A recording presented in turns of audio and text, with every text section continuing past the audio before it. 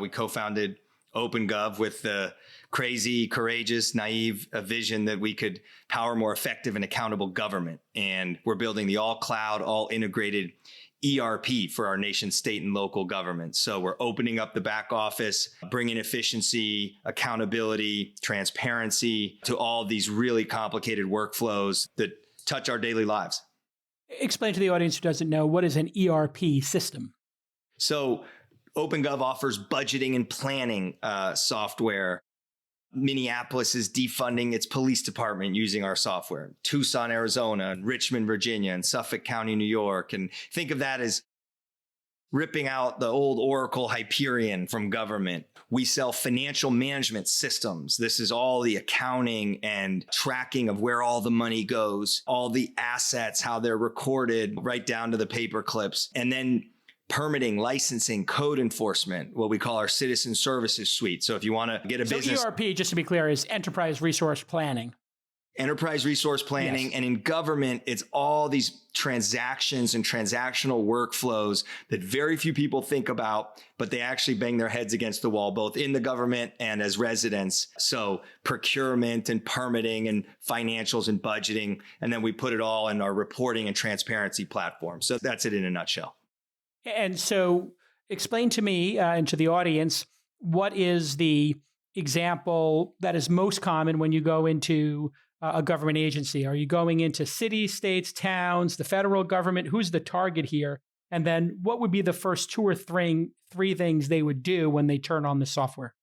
So think about the mine run of the cities and counties and towns that we all grew up in. There are about 3,000 counties in the United States, 19,000 cities and towns. There's actually another 15,000 townships, and there's about 20,000 state agencies.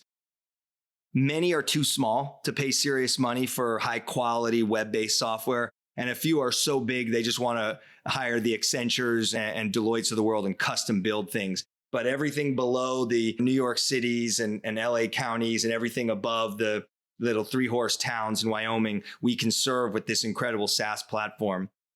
And so we help governments plan where every dollar goes. It's a major anti-corruption device, but they have to build budgets and they have to get input from the community. And it's a big pie fight on how to spend taxpayer dollars. And then we account for where every dollar goes. That's our financial system.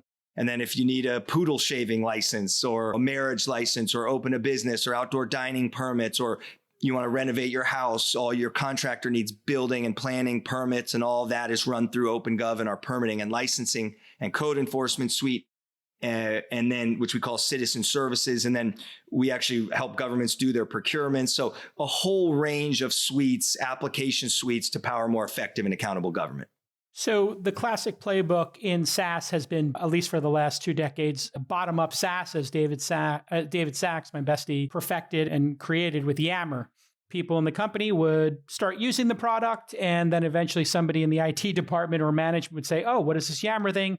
We should pay for it so we get more tools. In government, I believe that doesn't exist as a concept. So how did you get product market fit and start the product market fit journey 9 years ago with governments? Some courage, some naivete, but you are right. And David actually came by the company fairly early and offered some advice and help. Governments don't accept free very well. Governments, you could have a magic button that will run the whole city and they don't have to do anything, and they'd be very hesitant to even press the magic button. So it's a complicated enterprise sales process to get a technical win with all their technical personnel, to get the political narrative for the value creation, and then, of course, the commercials. And so it's just expensive to sell into government. It's a huge barrier to entry, including for the governments. But as our co-founder, Joe, has a lot of courage and conviction, they did this at Palantir. And we've been building just bit by bit. You need a lot of product. A suite wins versus best of breed. The old enterprise software contention. So the point solutions have a very tough time because they can't get the price points in government. And the suites have a tough time because it takes a long time, but you can charge higher prices and pay for your sales and marketing and product development. So it's tremendously complex. And it's just getting better and better as we get more and more software, more and more relationships. We've got over 1,000 governments across the country and growing multiple a week at this point. And so what you're saying is people want the Microsoft Office suite. They want to have the parking tickets and the permits and the budgeting and the payments all in one package. They don't want somebody to just sell them parking meters and tickets and then somebody else to sell them their financial planning software. One throat to choke, one procurement, one support line. They want the one, including because we as a polity have made it so hard for governments to buy. One of the reactions, you get a corruption scandal and then everyone in town or everyone in the state says, let's put more regulation on governments and how they spend money. And people say, oh, they're all incompetent and dishonest. So what do? We put more regulation on them. And what does that do? It raises the price and the cost and the time it takes to buy things.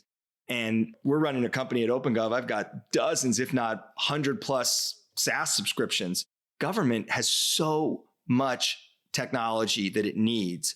And literally even keeping track of their vendors is a massive effort requiring a lot of software across a huge range of business lines. The government is basically just a holding company. And it's a weird holding company because you never mix trash collection with road maintenance, with sewage processing, with electric power generations.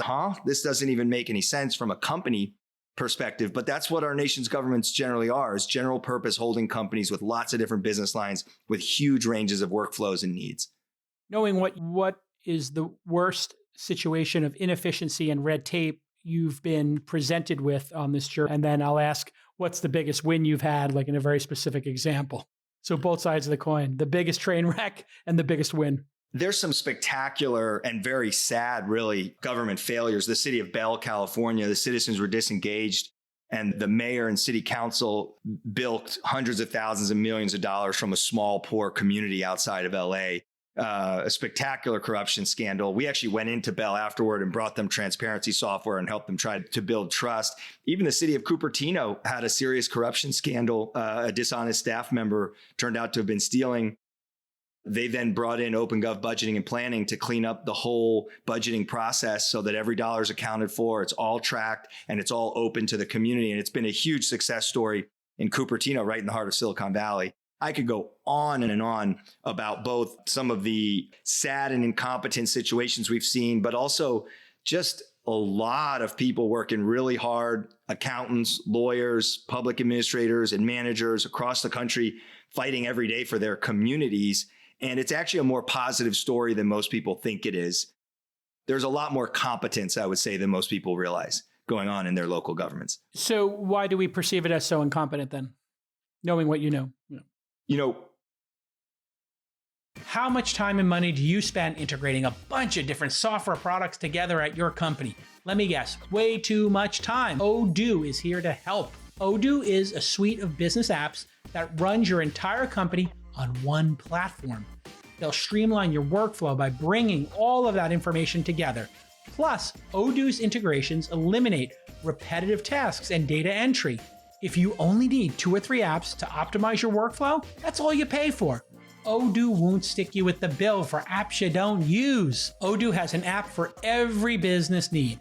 They offer 30 main apps that are updated regularly and over 16,000 apps from their active open source community. You can keep your books tight with their financial software, and their sales and CRM apps will help provide a clear and organized view of your business. So here is your call to action. Your first app is free forever. And right now, Odoo is offering a $1,000 credit on your first implementation pack. That's not a joke. That's $1,000. Just go to odoo.com/twist to check it out. That's odoo.com/TWIST.